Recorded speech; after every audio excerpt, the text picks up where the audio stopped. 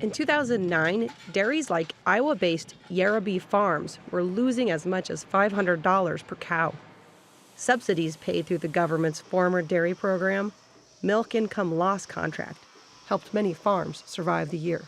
Most years, 100% of eligible dairy farms would receive a payment of some kind. As of 2015, however, a new program, the Margin Protection Program, was in place. And new data shows how dramatic the shift has been. Just 1%, or about 250 of the nearly 25,000 U.S. dairy farms enrolled in MPP in 2015, received anything back from the government's insurance-style program. The days of the government giving us money to milk cows is over. 54% of the nation's nearly 44,000 licensed dairy farms did enroll in MPP for 2016, the program's second year. However, farmers are required to continue in the program through at least 2018 once they've enrolled. And the percentage of dairy farms choosing to pay premiums for the Margin Protection Program's higher levels of coverage has dropped significantly, from 56% in 2015 to 22% in 2016. I think people thought, okay, well, for the first time in 40 years, the government hasn't sent me a check in the fall, so maybe we just shouldn't partake in this program. Most instead paid only a $100 administrative fee for minimal so-called catastrophic protection. MPP provides financial assistance to farmers only when the difference between the price of milk and the price of feed falls below a certain dollar amount. Enrolled dairy farmers are automatically covered at a minimum $4 margin, which is considered a catastrophic loss level. Producers can choose to pay higher premiums to protect a greater percentage of their income. In 2015, milk prices slid downward, but feed prices also declined, canceling out any advantage the program might have provided for the majority of producers. Our experience in the first year of it was such that people who bought up coverage, paid a little bit of premium for buy-up coverage, found that they didn't hit those levels of margin. And so what we saw this year for 2016 is a similar level of involvement, participation in the program, but more people are in it at the basic catastrophic coverage level.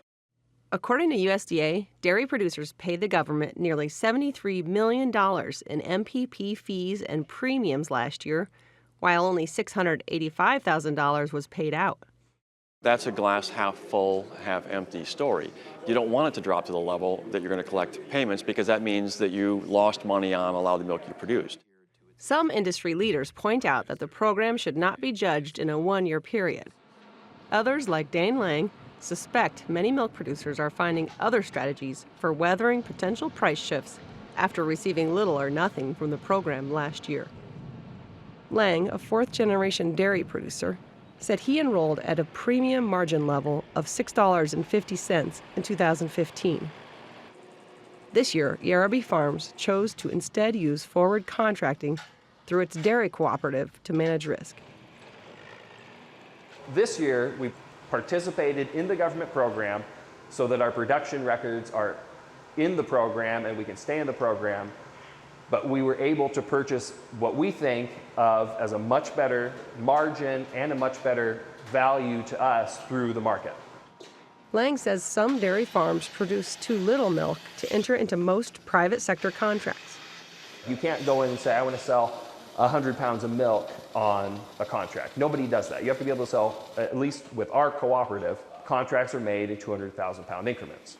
For those smaller dairies, MPP may provide the only option for help during the most difficult years.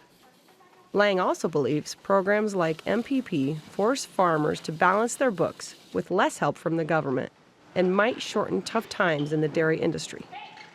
I think people have to make quicker decisions now, and they have to make more realistic decisions because that government handout's not there anymore. And I think in 2009, if the government program had been such as it is now, maybe it would have been a 6-month crash in milk price rather than a 12-month disaster.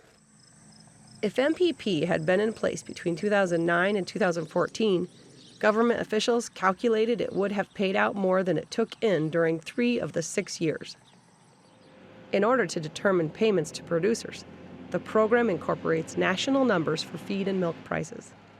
As a result, dairy farms in Midwestern or other states that produce large amounts of corn, soybeans, and alfalfa have a financial advantage over states like California, where feed is more likely to be shipped in from greater distances.